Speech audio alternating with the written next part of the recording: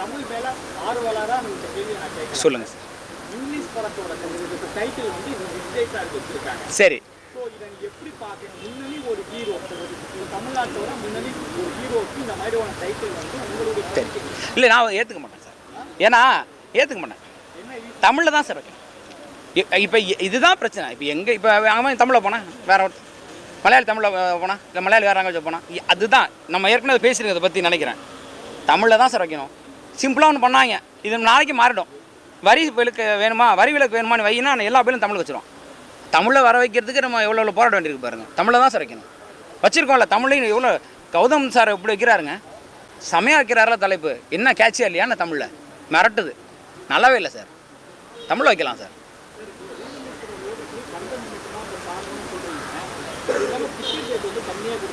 நியாயம் சார், ரொம்ப சரி சார், ரொம்ப சரி, சத்தியமாக சார். ஏபிசிலாம் இருந்தது சார், நல்லா இருந்தது. இப்போ ஃபார்மாலிட்டி தான் சார் இருக்குது. முன்னாடி அதுவும் இன்றைக்கி நீங்கள் புக் மைஷ் ஓப்பன் பண்ணுங்கள் சார். அரணை வந்து காலைல தான் ஓப்பன் ஆகிருக்கு. எல்லா டிக்கெட்டு புக்கான். அரணெல்லாம் புக் பண்ண மாட்டாங்க சார், இனிமேல் தான் புக் பண்ணுவாங்க. நான் ஓப்பன் பண்ணுறேன், எப்படி புக் பண்ணுவான் எனக்கு தெரியாதா?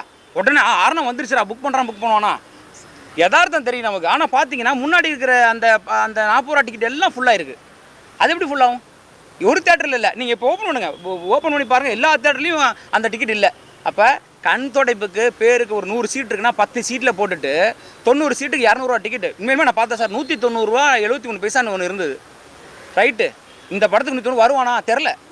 சத்தியமாக அருமையான கேள்வி சார். சீரியஸாக பண்ண நமக்கு ஏபிசி இருந்ததே சார். 100 ரூபா இருக்கும், 100 ரூபாவில் போனால் இன்னொரு பாக்ஸாக வச்சுருப்பாங்க. 120 ரூபா இன்னும் கொடுப்பாங்க. 40 ரூபா 30 ரூபா இருக்குன்னு படம் பார்த்தாங்கல்ல. சத்தியமாக வரணும் சார். அது சரியான நிச்சயமாக மக்கள் வருவாங்க சார். அது சரியான பாயிண்ட்டு சார். கண்டிப்பாக செய்யணும்.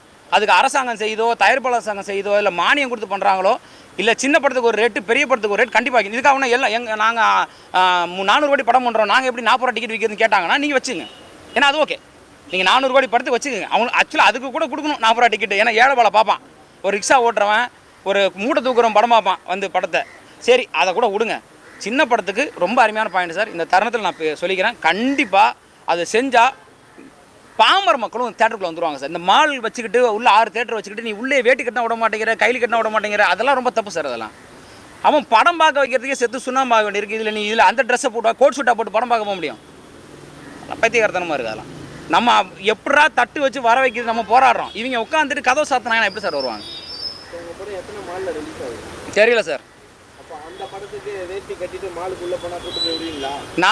நான் என்ன கண்டிப்பாக எடுத்துகிட்டு போவேன். கண்டிப்பாக சண்டை போட்டு கூட்டு போவேன் சார். நான் நிற்கும்போது கூட்டுங்க சண்டை போடுவேன். அப்படி இல்லைன்னா சண்டையாவது போடுவேன் சார். சண்டையாவது போடுவேன். வேட்டிக்கு ஏன் சம்மந்தம் சண்டை போடுவேன் சார். அப்படி இல்லை அப்படின்னா அந்த இதை வேணால் நான் விட்டுறேன் சார். பிரச்சனை இல்லை.